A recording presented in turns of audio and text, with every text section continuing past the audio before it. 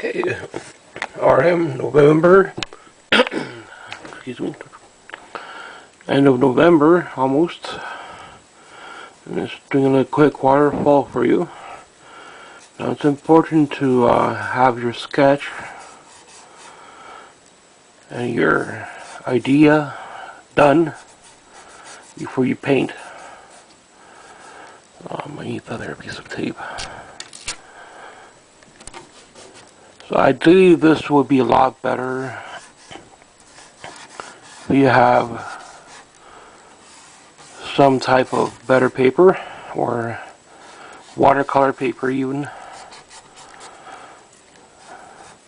But to give you an idea of a waterfall,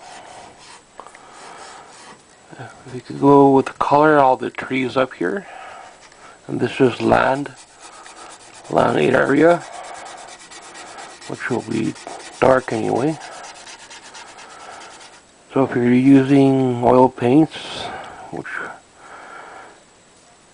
I use quite a lot, you could pick out areas if you have it already drawn out. A lot easier to do a reflection, go down and across for water. Initially you would do this in like color where the water is blue. I'm just kind of quickly showing you. Get rough in the trees, go back and forth. You have like a fan brush.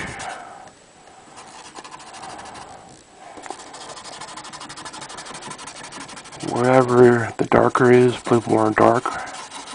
Do this in green, have green. It's like a tonal painting, so it's okay. And we're working away. I'm just going over my sketch to kind of roughly block in the background. So the main part is the water. You go across, and where there's a reflection, you go down. So you might go back in with white to bring the water out, or blue.